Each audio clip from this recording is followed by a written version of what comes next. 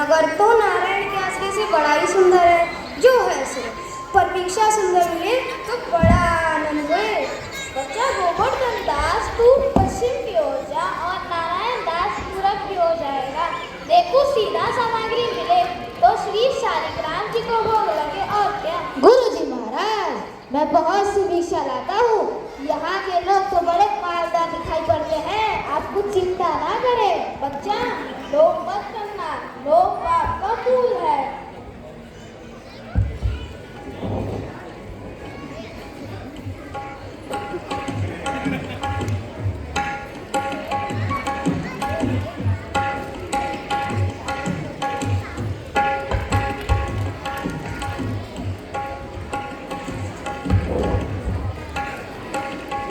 क्यों भाई बनिए, आटा कितने से? टके से, और चावल? टके से, और चीनी? टके से। सचमुच सब टके से?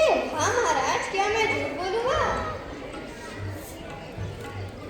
क्यों भाई, भाजी क्या भाव?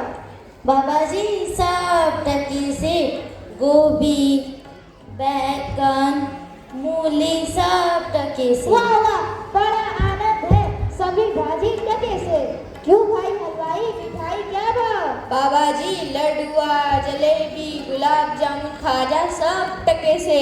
सचमुच सब टके से? क्यों बच्चा मुझसे मस्करी तो नहीं कर रहा? हाँ बाबा जी, सचमुच सब टके से। इस नगर की चाल ही यही है, यहाँ सब चीज टके से बिकती है। तो बच्चा इस नगरी का नाम क्या है? अंधेर नगरी। और राजा का? चौपट राजा। वाह वाह, अंधेर नगरी, चौपट राजा, टके से भाजी, टके से खाजा। तो बाबा जी कुछ लेना देना हो तो लो दो। बच्चा भिक्षा में मांगकर 7 पैसे लाया हूँ, 3.5 से मिठाई दे दे।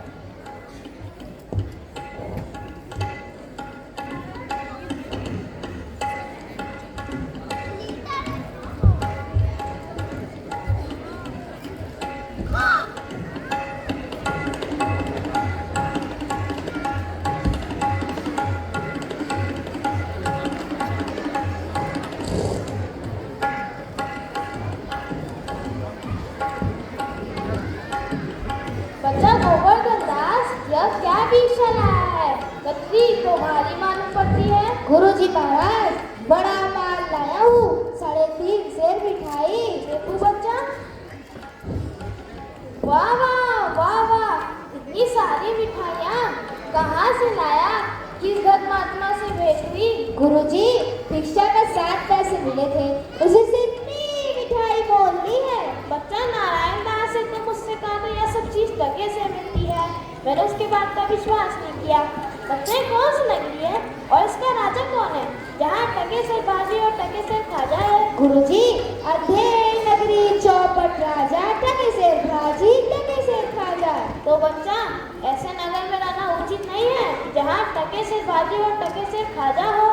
सो बच्चा चलो यहाँ से, ऐसे अंधेर नगरी में 1000 मिठाइयाँ मुफ्त की मिले, किस काम की? यहाँ एक क्षण नहीं रहना। गुरुजी, संसार भर में ऐसा कोई देश न होगा जहाँ 2 पैसे साथ आने से मजे से पेट भर जाता है, और जगह दिन भर भिक्षा मांगो फिर भी पेट नहीं भरता।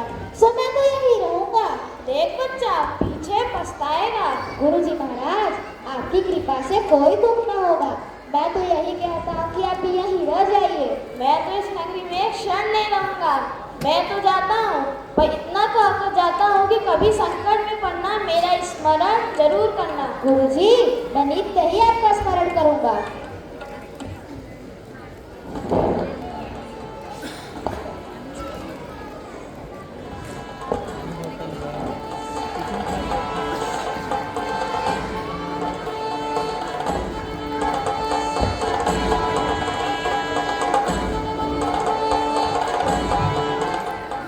दोहाई हो महाराज, दोहाई हो, मेरा न्याय। चुप रहो, हमारा न्याय यहाँ ऐसा होगा जैसे यम के यहाँ भी नहीं हुआ होगा। बोलो क्या हुआ? महाराज, कल्लू बनने की दीवार गिर पड़ी, सो मेरी बकरी इसके नीचे दबकर मर गई। अच्छा, कल्लू बन्नी की दीवार को भी पकड़ना। महाराज दीवार नहीं लाई जा सकती। अच्छा, उसका भाई बेटा दोस्त जो गए हुए उसे पकड़ना। महाराज दीवार एक चूल्हे की होती है, उसका भाई बेटा नहीं। अच्छा, कल्लू बनिया को ही पकड़ना। कल्लू बनिया हाजिर हो।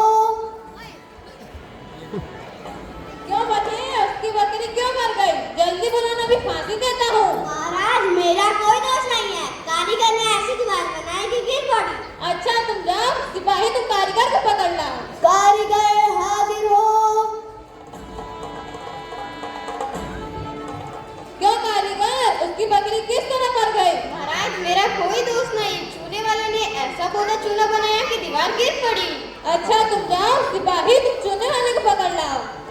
चूने वाला हाजिर हो।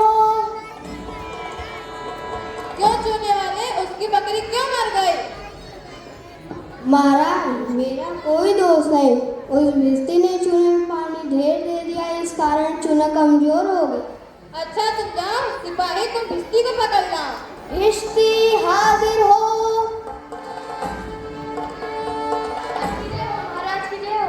क्यों भिश्ती, गंगा जमुना की किश्ती, तुमने ऐसी पोशाक क्यों बनाई कि दीवार लगी बकरी दबी? महाराज, मेरा कोई दोष नहीं। कसाई ने बस इतनी बड़ी बना दी कि उसमें पानी ज्यादा आ गया। अच्छा तुम जाओ, सिपाही तुम कसाई को पकड़ लाओ। कसाई हाजिर हो। क्यों कसाई, तुमने ऐसी पोशाक क्यों बनाई कि दीवार लगी बकरी दबी? महाराज, गरेडिया ने मुझे टके पर ऐसी बड़ी भेड़ बेची कि उसकी मशक बड़ी बन गई। अच्छा तुम जाओ, सिपाही तुम गड़ेड़िया को पकड़ लाओ। गड़रिया हाजिर हो।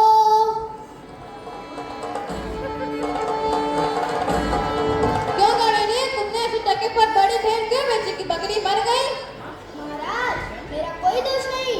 उधर से कोतवाल साहब की सवारी आ गई, जिसे देखने के कारण मैंने छोटी बड़ी भीड़ का ख्याल नहीं किया। उसमें मेरा कोई कसूर नहीं। अच्छा तुम जाओ, सिपाही तुम कोतवाल को पकड़ लाओ। कोतवाल हाजिर हो। महाराज की जय हो। क्यों कोतवाल, मैंने ऐसी धूप से सवारी निकाली क्यों कि गड़े ने घबरा कर टके पर बड़ी भेड़ बेची कि बकरी गिरी, कल्लू बनिया दब गया? महाराज, मेरा कोई दोष नहीं। मैं तो शहर के इंतजाम के वास्ते जाता था। अगर जब हुआ, ऐसा ना हो कि यह बेवकूफ सारे नगर को फूंक दे, फांसी दे दे। कोतवाल, तुमने ऐसी धुन से सवारी निकाली क्यों? हाँ, तुमने ऐसी धूप से सवारी निकाली क्यों? महाराज, कुछ नहीं महाराज, ले जाओ कोतवाल को भी फांसी दे दो। दरबार बर्खास्त।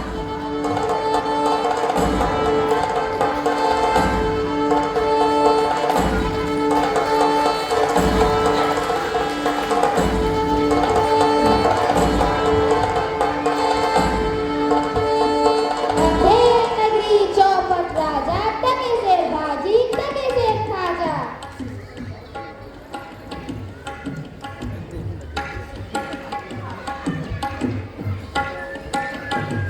चल, बहुत मिठाई खाकर मोटाया है, आज पूरी हो गई। बाबा जी चलिए, नमो नारायण कीजिए। अरे भाई, मैंने क्या किया है कि मुझको पकड़ते हो? आपने बनाया है बिगाड़ा, अब चलिए फांसी चढ़िए। फांसी? अरे बाबा, फांसी? मैंने किसकी जमा लूटी कि मुझको फांसी? मैंने किसके प्राण मारे कि मुझको फांसी? आप बड़े मोटे हैं, इस वास्ते फांसी होती है। मोटे होने से फांसी? ये कहाँ का न्याय है? बात यह है कि कल कोतवाल को फांसी की सजा सुनाई गई थी। जब उनको फांसी को ले जाया गया तो फांसी का फंदा बड़ा निकला, क्योंकि कोतवाल साहब दुबले पतले हैं। हमने महाराज से अर्ज किया तो महाराज का हुक्म हुआ, किसी मोटे आदमी को पकड़ के फांसी दे दो। बकरी मरने के अपराध में किसी न किसी को फांसी लगना अवश्य है, नहीं तो न्याय न होगा। इस वास्ते आपको लेकर जाते हैं, कोतवाल के बदले आपको फांसी देंगे। तो क्या और कोई मोटा आदमी इस नगर भर में नहीं मिलता जब वो जैसे आराम फकीर को फांसी चढ़ाते हो? इसमें दो बातें हैं। पहला, राजा के डर से कोई मोटाता ही नहीं, और दूसरा, यहाँ पर साधु संतों की ही तो दुर्दशा है। दुहाई परमेश्वर की, मैं नाहक मारा जा रहा हूँ। मैंने गुरुजी का कहना न सुना, उसी का फल मुझे भोगना पड़ रहा है।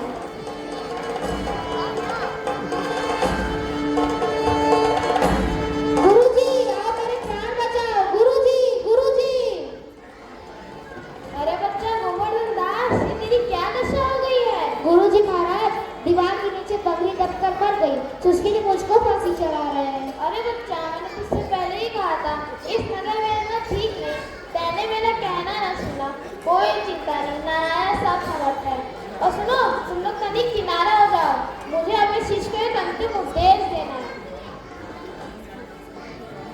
तब तो गुरुजी हम भी फांसी चढ़ेंगे। नहीं बच्चा, हमको चढ़ने दे। नहीं गुरुजी, हम फांसी चढ़ेंगे। नहीं बच्चा, हम इतना समझाया नहीं मानता, बूढ़े में हमको जाने दे। स्वर्ग जाने में बुरा जगह क्या, फांसी तो हम भी चढ़ेंगे। भाई यह क्या माजरा है, कुछ समझ नहीं आता। हम भी नहीं समझ सकते कि यह कैसी गड़बड़ है।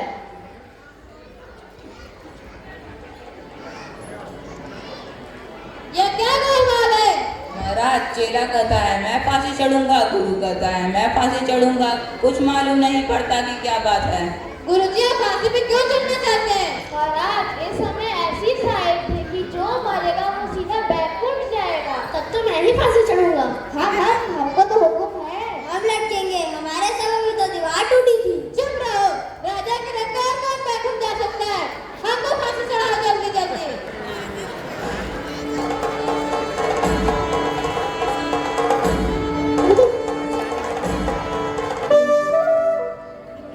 जहाँ न धर्म न बुद्धि न नीति न सुजन समाज, तो ऐसे ही आप से जैसे चौपट राज। अर्थात जहाँ न धर्म हो न बुद्धि हो न नैतिकता हो और वही अच्छे लोग हो, उस नगर का नाश भी ऐसे ही होता है जिस प्रकार हुआ चौपट राज का।